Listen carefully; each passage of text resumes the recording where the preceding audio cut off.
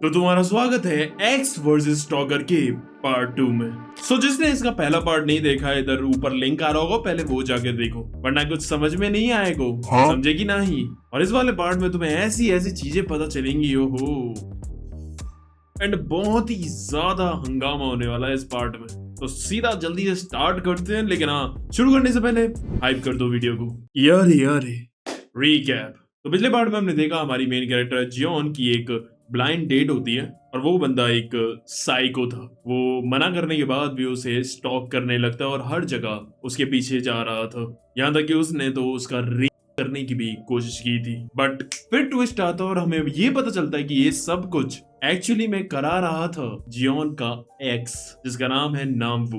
And फिर वो जाकर जियोन को पकड़ लेता है एंड इसी बीच इसके एक्स और स्टॉकर, उन दोनों के बीच ही लड़ाई हो जाती है, जिसमें फिर स्टॉकर को एक्स खाई से नीचे फेंक देता है एंड देन एक्स को जियोन नीचे धक्का दे देती है। और अब देखते हैं कि आगे क्या होता है। X versus stalker part 2। तो वहां ये शुरुआत होती है एंड हम देखते हैं कि जियोन ने धक्का मार के नामवू को नीचे गिरा दिया था, लेकिन वो नीचे गिरता नहीं है बल्कि वहीं पहाड़ को पकड़कर लटक जाता है। एंड अब वो वहां से जा रही होती है और फिर वो कहता है, तुझे क्या लगा तू मुझे धक्का देकर यहाँ से चली जाएगी? मैं दोबारा ऊपर चढ़कर आ जाऊंगा और फिर तुझे छोड़ूंगा नहीं। अब जो जियोन थी वो वहां से भाग रही थी, लेकिन फिर वो रुकती है एंड फिर वो सोचती है कि उसे ये जो प्रॉब्लम है इसे हमेशा के लिए खत्म करना होगा। एंड फिर वो एक बड़ा सा पत्थर लेकर जाती है उसके ऊपर गिराने के लिए, और तभी ये देखकर नामवू की गांड फटकर इधर उधर बिखर जाती है एंड वो सीधा माफी मांगने लगता है, अरे सॉरी यार, मेरा ये मतलब नहीं था, मैं तो तेरे से प्यार करता हूँ, इसलिए तो मैंने बाक्सू को तेरे पीछे भिजवाया, मैं चाहता था कि तू मेरी लाइफ में वापस आ जाए, इसलिए मैंने ये सब कुछ किया और कोई बात नहीं थी। वो कहती है, अच्छा तो मुझे जो किडनैप किया था मेरे पैसों के लिए? वो कहता है, तुम गलत समझ रही हो, ऐसा नहीं है, मुझे पैसों की जरूरत है, लेकिन सच ये है कि मुझे कैंसर है और डॉक्टर ने कहा है कि मुझे सर्जरी करानी होगी वरना मैं मारा जाऊंगा, इसलिए मैं इतना डेस्परेट हो गया था पैसे पाने के लिए और मैंने तुम्हें किडनैप कर लिया। वो कहती है, अब तो सच बोल दे भोस।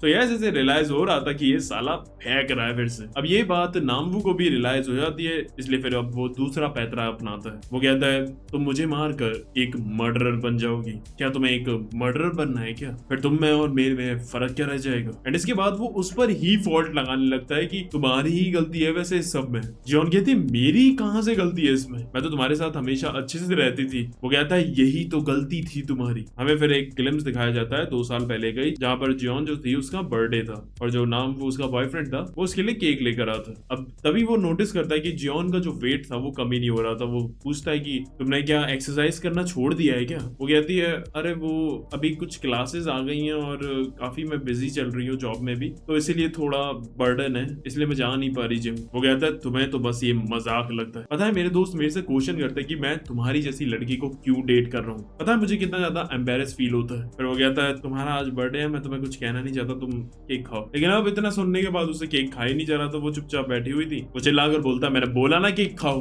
अब उसके बाद फिर वो खाने लगती है। अब उसे केक खाते हुए देखना उसे मिसमिसी सी हो जाती है एंड वो गुस्से में उसका सर केक के अंदर घुसेड़ देता है कि अब खाओ तू पूरा का पूरा केक। लेकिन जब वो ये कर देता है उसके बाद उसे रियलाइज होता है कि यार ये मैंने क्या कर दिया, अब तो ये मेरे से ब्रेकअप कर लेगी। ब्रेकअप के बाद कहीं मुझसे वो पैसे ना मांगे जो उसने मेरे को इतने सारे दिए थे। लेकिन फिर वो देखता है जो जियोन थी वो बिल्कुल भी गुस्सा नहीं होती है और कहती है, तुम सही कह रहे हो, मैं ही बहुत ज्यादा केक खा रही थी। वो हैरान हो जाता है कि ये साली अभी भी गुस्सा नहीं हुई उससे। वो कहता है, जब भी मैंने तुम्हारे साथ बेसलूकी की उसके बाद भी तुमने मुझे कुछ कहा क्यों नहीं, इसलिए तो मैं और ज्यादा ये सारी चीजें करने लगा। तुम्हें लग रहा होगा कि मैं ही बुरा हूँ या मैं ही साइको, लेकिन तुम भी कम नहीं, तुम्हारा भी दिमाग ठिकाने पर नहीं है। ये सब जब मैंने करा तभी तुम्हें मुझे डंप कर देना चाहिए था। वो कहती है, शट द पिग। तुझे वही सारी चीजें याद है जहां पर मैंने तुझे एम्बेरस करा है? वो भूल गया 3 साल पहले तू क्या था? अब दिखाया जाता 3 साल पहले नामवू जो था वो भी काफी मोटा था, यहाँ तक कि उसके दोस्त उसके चेस्ट दबाकर मजे लेते थे।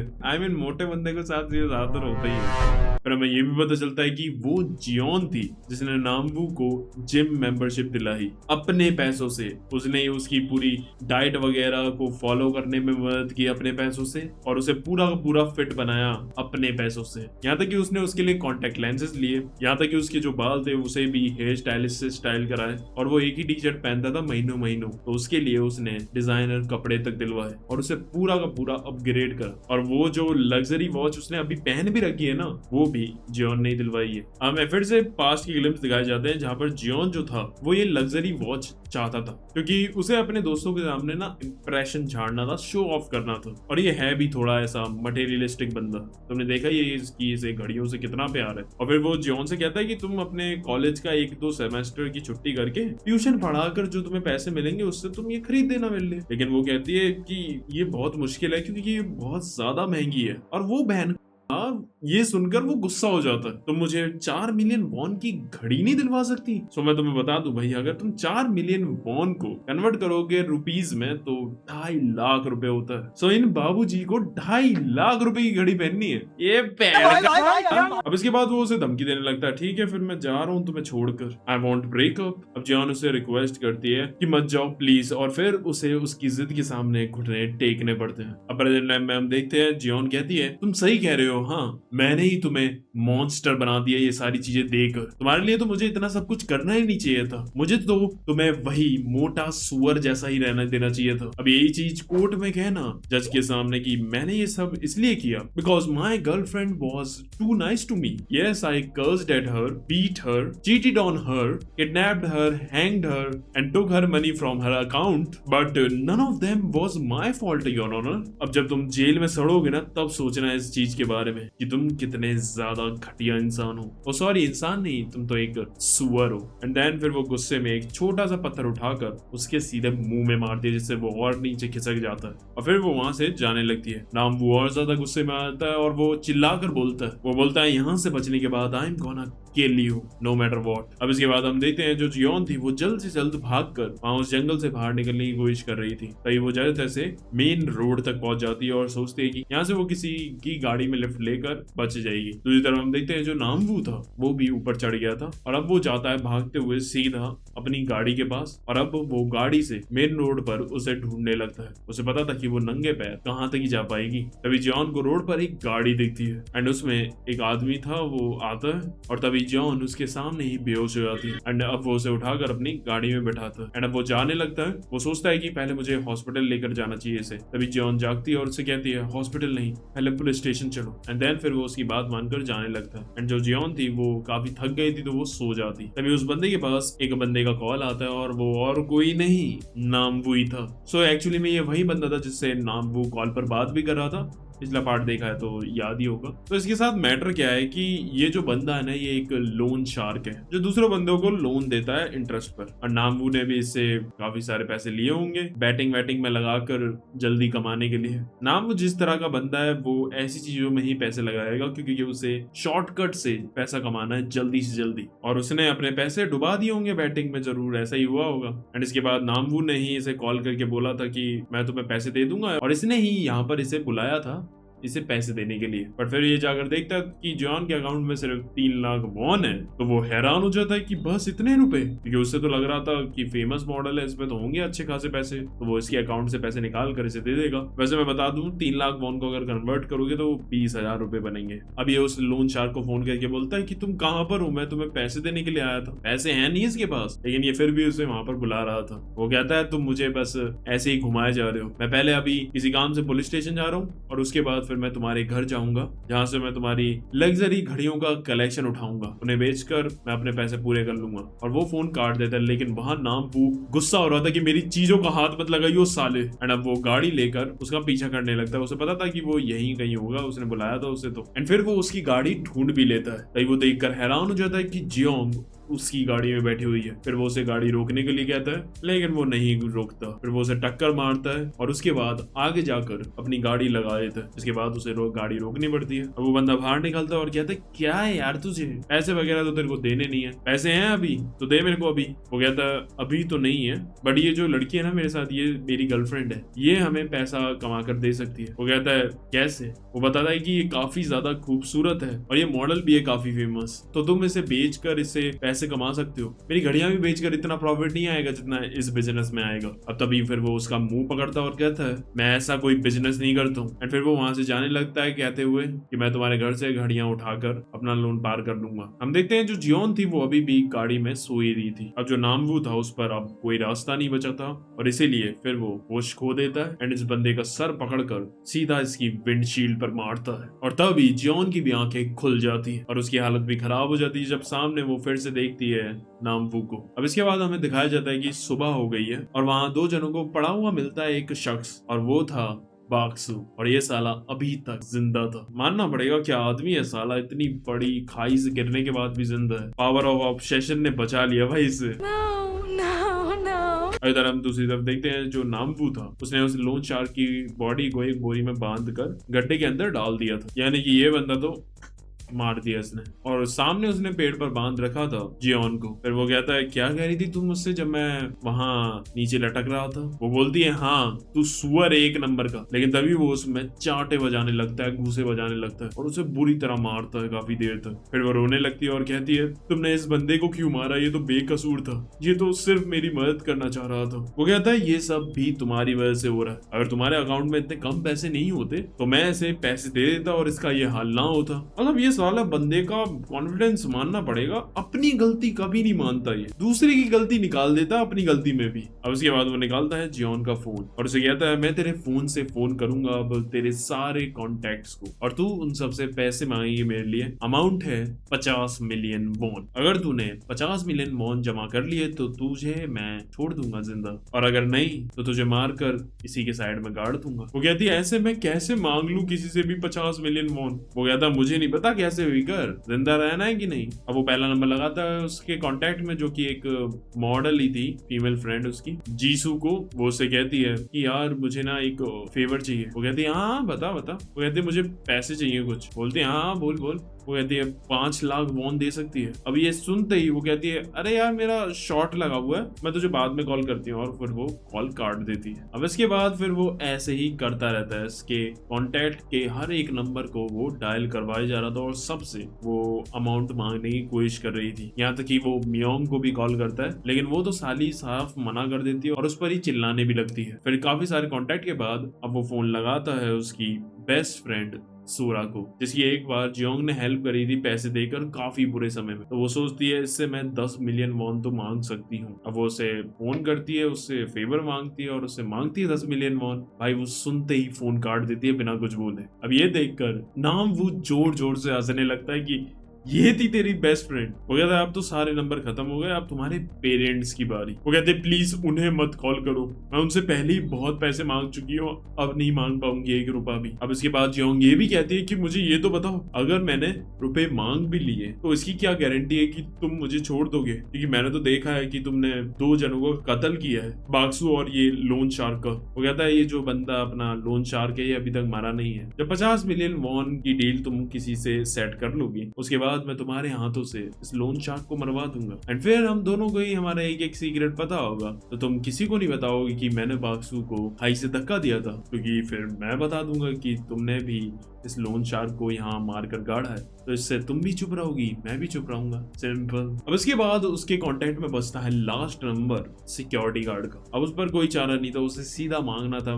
50 मिलियन उस गार्ड से और अब वो उस गार्ड को फोन लगाता है। तभी हमें इधर दिखाया जाता है कि जो गार्ड था उसके पास आई थी मियोंग, जियोन की दोस्त। एंड फिर वो पूछती है गार्ड से कि यहाँ पर जो जियोंग रहती है उस पर क्या अटेम्प्ट हुआ था। वो कहता है हाँ। अब ये सुनकर मियोंग दंग रह जाती है कि वो बंदी सही कह रही थी, इसका मतलब। अब उसे काफी ज्यादा बुरा लग रहा था। वो कहती है उसने मुझे अभी थोड़ी देर पहले कॉल भी किया था पैसे के लिए, मुझे लगा वो मजाक कर रही है, लगता है वो कोई ना कोई प्रॉब्लम में है। अब इसके बाद फिर वो वहां से चली जाती है। तभी गार्ड अपने कैबिन में जाता है तो वो देखता है कि जियोंग का उसे कॉल आ रहा था। अब वो कॉल उठाता है, फिर वही कॉन्वर्जेशन होती है। वो पूछती है कि मुझे एक फेवर चाहिए एंड मैं बोलता ठीक है हाँ। वो कहती है कि मुझे 50 मिलियन वॉन चाहिए। अब ये सुनकर गार्ड भी शॉक हो जाता है। वो कहता है ठीक है। सो यस, जिससे हमें बिल्कुल भी एक्सपेक्ट नहीं था, वो कहता है ठीक है। और मैं तुम्हें बता दूं 50 million won is like 30 lakh रुपए। वो कहता है ठीक है, बट मैं कैश में ही तुम्हें दे सकता हूँ, सो तुम्हें आकर मुझसे वो लेना होगा। एंड वो इससे एग्री कर लेते हैं। अब यहाँ पर जो गार्ड था ना, उसे समझ में आ गया था कि जियोंग जो है वो किसी ना किसी खतरे में, इसलिए उसने जानबूझकर मीटिंग ऐसी बनवाई थी ताकि वो उससे मिल सके। अब 50 मिलियन की डील हो गई थी, तो इसके बाद फिर जो नामवू था वो जियोंग के हाथों उस लोन शार्क के गले पर चाकू घुसड़वा कर मरवा देता है। एंड ये करने के बाद वो बंदी पूरा ट्रॉमा में चली जाती है। फिर वो उससे कहता है कि मैंने सुना है कि जेल में जब तुम सुबह सुबह हल्के होने के बाद अपने हाथों से साफ करनी पड़ती है, तो अच्छा यही रहेगा कि तुम अपनी जबान बंद रखो जब हम पैसे लेने के लिए जाएं। ज्यादा होशियारी करी तो जेल जाना पड़ जाएगा। और फिर वो उसी के हाथों उस लोन शार्क को गड़वा देता है। इधर गार्ड को हम देखते हैं कि वो घर जाकर सारे जो भी कैश था वो इकट्ठा कर लेता है। दूसरी तरफ हम देखते हैं बाक्सू को, जो अभी अपनी गाड़ी में बैठकर वापस आ रहा था अपना बदला लेने जियोन और नामवू से। अब इधर हम देखते हैं कि नामवू जियोन के लिए मेकअप वगैरह, कपड़े नए, ये सब कुछ लेकर आता है ताकि उसे वो अच्छे से तैयार वैयार करके भेज सके और गार्ड को शक वगैरह ना हो। उसके बाद वो उसके साथ जाता है पैसे लेने के लिए उस गार्ड से। एंड जियोन भी कोशिश कर रही थी नॉर्मल एक्ट करने का। अब वो कहता है कि मैं इसका बॉयफ्रेंड हूँ, आप पैसे मुझे दे दीजिए, हमें वैसे भी देर हो रही है, जल्दी निकलना है। लेकिन उसे पहले से शक था, तो वो कहता है कि पहले मुझे जियोन से एक बार प्राइवेट में बात करनी है। अब ये सुनकर नामवू निकालता है चाकू और उस पर हमला करने के लिए जाता है, लेकिन गार्ड भी ऐसा वैसा नहीं था। वो अपनी छड़ी से उसमें धड़ाधड़ बजाने लगता है और वो फिर जियोन से कहता है कि तुम जल्दी यहाँ से निकल जाओ, मैं ज्यादा देर तक इसे रोक नहीं पाऊंगा। तभी हम देखते हैं कि नामवू उसकी छड़ी पकड़ लेता है एंड फिर वो उसे मार कर गिरा देता है। एंड देन फिर वो चाकू से उसे स्टैब करने वाला था, लेकिन तभी जियोन उसके पास आती है और कहती है कि तुम्हें पैसे चाहिए थे ना, वो तुम्हें मिल गए, जाओ ये लेकर चले जाओ यहाँ से, इसे छोड़ दो। वो कहता है मेरा कोई प्लान ही नहीं था तुम दोनों को छोड़ने का, मेरा तो पहले से ही प्लान था, पैसे मिलते ही मैं तुम दोनों को खत्म कर दूंगा ताकि पुलिस वालों को तुम कुछ बता ना सको। और फिर वो उसमें घुसड़ मारकर पीछे कर देता उसे। एंड अब वो उस गार्ड को स्टैब करने ही वाला था, तभी वो देखता है कि सामने से गाड़ी आ रही थी जो कि बाक्सू लेकर आ रहा था उसे मारने के लिए। अब तभी वो फिर चाकू फेंक कर वहां से भागने के लिए कोशिश करता है, लेकिन वो साला घुमाकर उसकी गाड़ी पीछे पीछे ला रहा था और उसे फिर वो गाड़ी से टक्कर मारकर उड़ा देता है। अब इसके बाद वो आता है जियोन के लिए। अब गार्ड भी उसकी शक्ल देखकर समझ जाता है कि ये तो वही वांटेड पोस्टर वाला बंदा है जिसने तुम्हारे साथ जबरदस्ती करने की कोशिश करी थी। अब वो उसे उठाकर वहां से निकलने लगता है। तभी जो बाक्सू था वो गाड़ी लेकर उनके पीछे ही भगाया जा रहा था और तभी एक छोटा सा स्पेस आता है जिसमें उसकी गाड़ी फंस जाती है और उसकी बुरी तरह टक्कर हो जाती है, लेकिन उसे कुछ भी नहीं होता। वो बाहर निकल आता और फिर वो भागते हुए उनका पीछा कर रहा था। अब ये मेन रोड पर आ जाते हैं जहाँ पर काफी सारे लोग थे, लेकिन जो गार्ड था वो काफी बूढ़ा था, इसलिए वो ज्यादा तेजी से भाग नहीं पा रहा था। तभी बाक्सू जो था वो उनके पीछे आ जाता है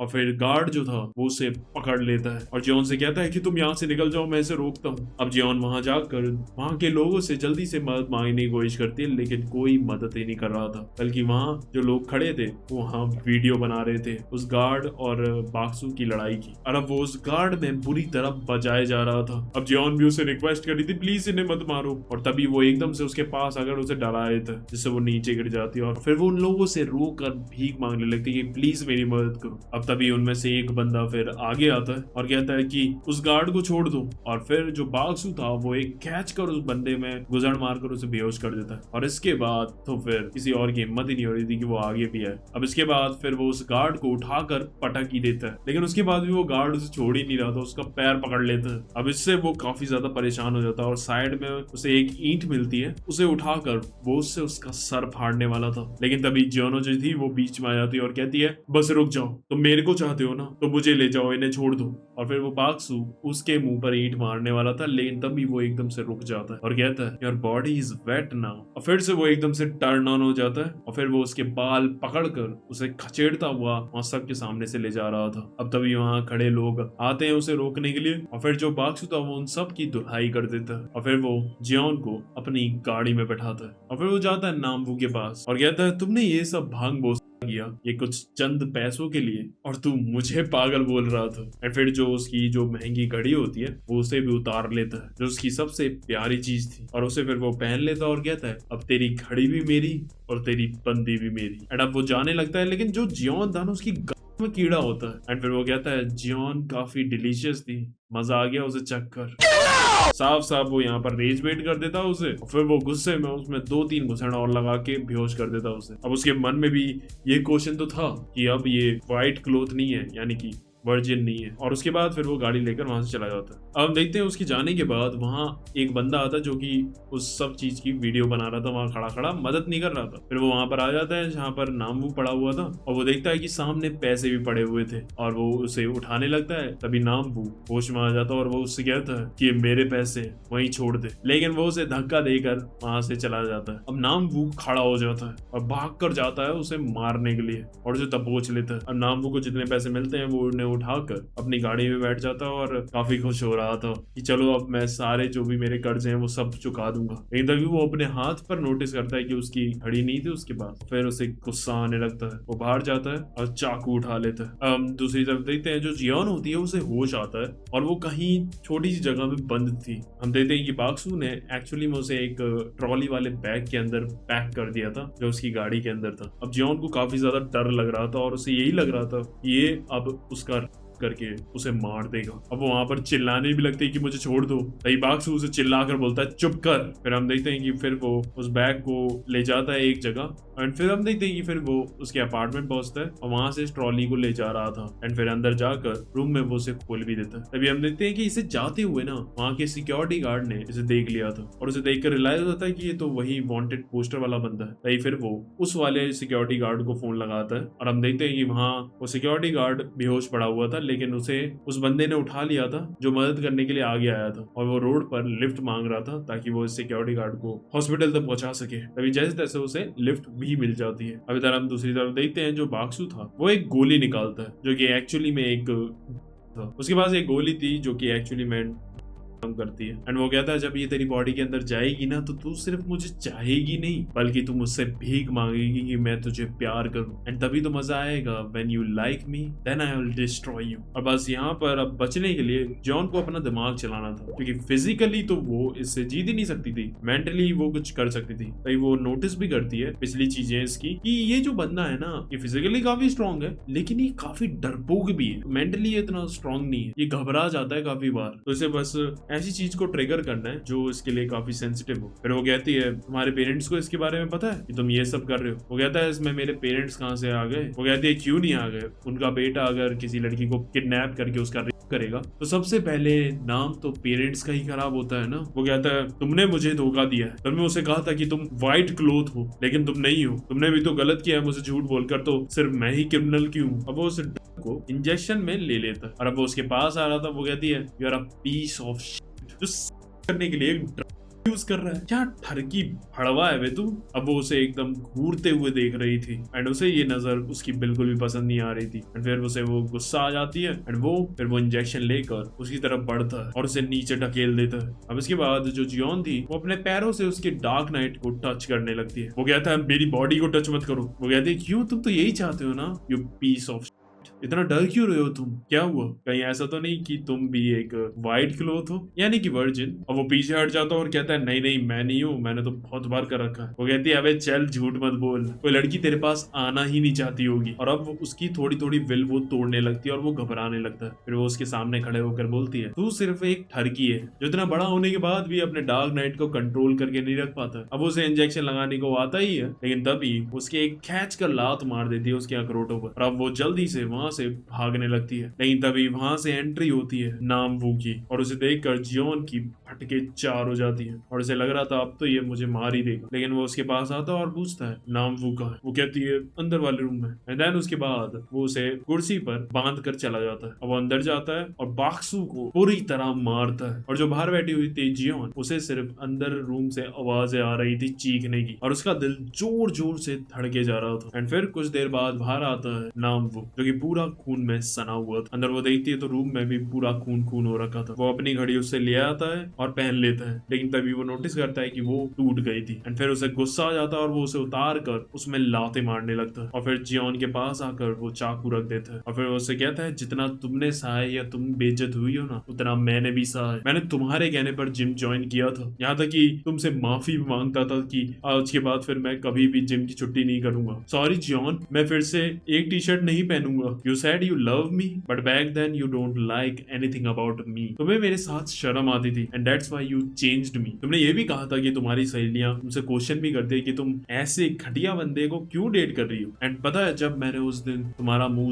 केक में घुसेड़ा ना, तब तुम्हें जैसा एम्बेरस फील हुआ, वैसी एम्बेरसमेंट वैसी ही घुटन मुझे भी होती थी उस समय। अब हमें दिखाया जाता है जॉन का पर्सपेक्टिव, जहाँ उसके बॉयफ्रेंड ने ही नहीं बल्कि उसके कितने सारे दोस्तों ने उससे हेल्प मांगी और उसने उन सब की हेल्प की भी, क्योंकि तब उसे लगता था कि अगर मैं सबकी हेल्प करूंगी, उनकी बात मानूंगी, then they will all like me. अब वो कुछ बोलना चाह रही थी, तभी जो नामवू था वो उसके मुंह से टेप हटाता है और कहता है सोच कर बोलना, वरना जो ये चाकू है ना कभी भी तुम्हारी गर्दन में फिर जाएगा। और वो बिल्कुल कोल्ड आइस करके बोलती है तुम ये बताओ तुम क्या चुनोगे, सेल्फ डिफेंस या मर्डर। वो कहता क्या, वो कहती है तुम इन दोनों में से क्या चुनोगे। ऐसा तुम्हें आइडिया नहीं है कि बाक्सू ने मेरे साथ क्या किया था यहाँ से लाने से पहले। वो मुझे सबके सामने रोड पर घसीटता हुआ लाया था। किसी ना किसी ने रिपोर्ट कर दी होगी पुलिस को इसके बारे में और वो किसी भी पल यहाँ आते ही होंगे। वो हंसते हुए कहता है अच्छा बट मुझे ये तो बताओ कि उन्हें यहाँ का एड्रेस कैसे मिलेगा। बाक्सू के सर पर लिखा हुआ था क्या एड्रेस यहाँ का। वो कहती है तुम उधर भूल गए, उधर हमारा सिक्योरिटी गार्ड भी था, वो मुझे ढूंढते हुए यहाँ पुलिस के साथ आ रहे हैं। अब ये सुनकर उसकी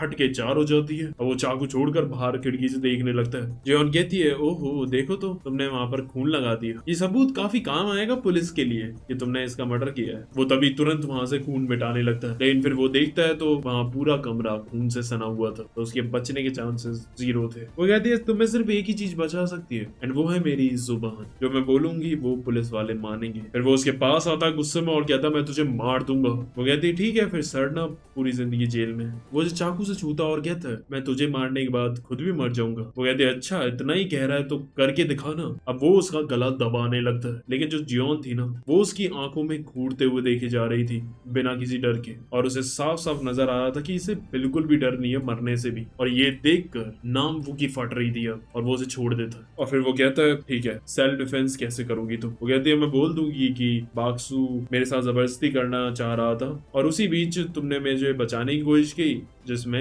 ये मारा गया, लेकिन हाँ उससे पहले जल्दी से मेरे हाथ खोलो। वो कहता है ऐसे कैसे खोल दूं, मुझे कोई गारंटी भी तो चाहिए कि तुम मुझे धोखा नहीं दोगी। वो कहती है गारंटी, तुझे समझ नहीं आ रहा क्या सिचुएशन है, जल्दी खोल वरना मुझे मार दे। वो डर के मारे उसे आजाद कर देता है। तब तक रिंग की भी बेल बज जाती है और बाहर पुलिस वाले आ चुके थे गार्ड के साथ और वो वहीं से वार्निंग दे रहे थे कि जल्दी दरवाजा खोलो वरना हम उसे तोड़ देंगे। अब वो उसे कहती है अगर तुम्हें सेल्फ डिफेंस में ये केस करवाना है तो जल्दी से मेरे सामने झुको लूजर। अब ये सुनकर ही उसे बहुत ज्यादा गुस्सा आ जाता है, इतना कि वो उसे मार देता, लेकिन उसे बचना भी था और इसीलिए वो झुक जाता है उसके सामने। और यहाँ पर जियोन ने उसका पूरा ईगो तोड़ दिया। अब मनी मन जियोन सोच रही थी कि क्या भड़वा है साला, अपने आप को बचाने के लिए कितना नीचे गिर सकता है, इस साले को तो मार ही देना चाहिए मुझे। लेकिन फिर वो अपना गुस्सा शांत करती है और गेट की तरफ जाने लगती है। तभी नामवू कहता है अगर तुमने मुझे धोखा दिया तो याद रखना मैं तुम्हें छोड़ूंगा नहीं। 20-30 साल जितने भी मेरे को जेल में चुकाने पड़े, जिस दिन मैं बाहर निकलूंगा वो दिन तेरा आखिरी दिन होगा। अब वहां डोर के पास खड़ी होकर वो उसे और भड़काने लगती है और एक्चुअली में ये उसका प्लान था। वो कहते हैं पता है तूने उस लोन शार्क से पैसे क्यों लिए थे, ताकि तू महंगे कपड़े महंगी घड़ियां खरीद सके। तुझे पता है तू कभी सेटिस्फाई नहीं हो सकता, चाहे तू कितनी भी लड़कियों को डेट कर ले या तेरे पास कितना भी पैसा और शोहरत आ जाए, तुझे कुछ भी सेटिस्फाई नहीं कर पाएगा। और वो छोड़, तेरी तो साले कोई इज्जत भी नहीं है, तू दूसरों से भीख मांगता है तुझे ये सारी चीजें दिलवाने के लिए। और इसके बाद वो उसे इतनी बातें सुनाती है कि वो अपना आपा खो देता और चाकू उठाकर अब वो उसे मारने के लिए उसकी तरफ बढ़ रहा था। और मैंने जैसा बोला ये इसका प्लान था। अब वो सोचती है कि गेट खोलकर बाहर जाऊंगी तो पकड़ लेंगे पुलिस वाले से रंगे हाथ, लेकिन वो साला गेट खुल ही नहीं रहा था क्योंकि उन पुलिस वालों ने उस गेट को तोड़ना चालू कर दिया था, तो उसका लॉक जो था वो खराब हो गया था। अब उसकी फट रही होती है कि साला ये क्या हो गया। अब वो जैसे तैसे फोर्स के साथ उसे खोलती है और एंड वक्त पे वो बाहर निकल जाती है और तभी उसे मारने से वो दोनों पुलिस वाले उसे रोक लेते हैं, लेकिन ये साला अपना आपा पूरा खो चुका था। उसके बाद वो दूसरे पुलिस वालों पर अटैक करता है, उनके चाकू उसेड़ देता है और आगे बढ़ता है उसे मारने के लिए, लेकिन तभी पीछे से एक पुलिस वाला उसे स्टन गन से शॉक कर देता है। लेकिन इसके बाद भी वो रुकता नहीं है, उसके बाद भी वो मारने के लिए जा रहा था, तभी वो उसके फिर शोल्डर पर गोली चलाता है, लेकिन इसके बाद भी वो बंदा रुक नहीं रहा था। देन उसके बाद उन पर और कोई चारा नहीं था, वो 3-4 गोली चलाकर उसे मार देते हैं। फिर सीधा उसकी बॉडी जॉन के ऊपर ही जाकर गिरती है। अब हमें दिखाया जाता है 1 महीना बीत चुका है सबको, न्यूज में ये खबर चल रही है। और इस इंसिडेंट के बाद जो सर्वाइवर अपनी जियोन थी वो और भी ज्यादा फेमस हो जाती है और उसका करियर भी अब काफी तगड़ा चल रहा था। अब तभी हम देखते हैं कि उसकी फ्रेंड जो मियोंग थी वो उससे मिलने के लिए बुलाती है एंड उससे माफी मांगती है कि उसकी वो मदद नहीं कर पाई थी क्योंकि उसे लग रहा था कि वो झूठ बोल रही है। एंड देन फिर वो उसके लिए एडवांस पैसे लेकर आती है और कहती है कि ये लो, अब हम तुम्हें पूरा पे करेंगे, प्लीज हमारी शॉप के लिए तुम एडवर्टाइज कर दो। लेकिन वो साफ मना कर देती है कि नहीं, मैं नहीं करूँ। वो कहती है अरे मुझे पता है कि तुम काफी बिजी हो बट थोड़ा टाइम तो निकाल ही सकती हो। वो कहती है कहा ना मैं नहीं करूंगी। अब उसे गुस्सा आ जाता है। वो कहती है भूल गई क्या, मैं अभी भी तेरी सीनियर हूँ, तू फेमस हो गई है तो ज्यादा चढ़ रही है, ज्यादा एरोगेंट हो रही है। तेरे बारे में 2-4 गलत बातें कर दूंगी ना तो इंटरनेट पर 1 सेकंड में तेरा फेम निकल आएगा सारा और तेरा करियर। एंड पता है ये सही बात है, काफी बार ऐसा लोगों के साथ होता है। करण औजला, सूर्य कुमार यादव, इनके साथ ही हो रखा है। फेमस कोई भी पर्सनैलिटी होती है ना जिन्होंने कुछ करा भी नहीं होता है बट फिर भी कुछ लोग उन्हें फंसाने की कोशिश करते हैं और क्योंकि वो फेमस है तो उन्हें हेट भी काफी जल्दी मिलता है। चाहे तुम फेक न्यूज भी डाल दो सब उस पर बिलीव कर लेंगे। बट मेरे हिसाब से क्या है ना कि एक बार दोनों के पर्सपेक्टिव को सुनना चाहिए कि चीजें असलियत में हुई क्या है, क्योंकि कभी कभी लोग ना दूसरी तरीके से उन चीजों को प्रेजेंट करते हैं जिससे हमें दूसरा पर्सन गलत लगता है। और हाँ, फेमस होने से ये होता है, जल्दी हेट मिलता है बट तुम्हें ये चीज समझनी चाहिए कि अगर वो बंदा फेमस है तो इसका मतलब ये नहीं कि सिर्फ वही गलत है, हो सकता है दूसरा बंदा गलत हो, क्योंकि भाई वो भी इंसान ही है। बट यहाँ जो अपनी जियोन होती है ना वो काफी स्मार्ट प्ले करती है। उसने पहले ही फोन में इसकी ये रिकॉर्डिंग चला रखी थी, सब कुछ रिकॉर्ड हो जाता है। अब ये देखकर वो उससे भीख मांग लेती कि प्लीज यार मुझे माफ कर दियो, मेरा ये मतलब नहीं था, प्लीज इसे लीक मत करियो। वो कहती है मुझे पहले से पता था तू ऐसा ही कुछ करेगी, तो इस तरह की लड़की है इसलिए मैं पहले ही प्लान बनाकर आई थी। एंड देन उसके बाद फिर वो वहां से जाने लगती है और उससे कहती है डोंट कॉल मी अगेन। अब इसके बाद हम देखते हैं कि इसके अपार्टमेंट में आता है वही गार्ड इसके लिए केक लेकर एंड फिर ये बढ़िया उसके साथ बैठकर केक खाती है बिना डाइट वाइट के फिक्र करे। And I think it's right भाई, डाइट ठीक है यार, मैनेज करनी होती है बट कभी कभी ना चलता है यार, ऐसे बिल्कुल ही मन मत मारो, एंजॉय भी करनी चाहिए लाइफ। एंड बस इसी के साथ ये मानवा खत्म होती है। तो कैसी लगी ये मानवा? अच्छी लगी तो लाइक मारो, शेयर मारो जल्दी एंड या सजेस्ट मी सम मोर मांगा मानवा जो भी तुम्हें चाहिए। और हाँ, जिसकी भी मांगा मैं उठाऊंगा कमेंट में से मैं उसे शाउट आउट भी दूंगा अगली वीडियो में। अब अगर ऐसी और वीडियोस देखनी है तो क्लिक मारो जल्दी। आज के लिए बस करते हैं, आरिगातो।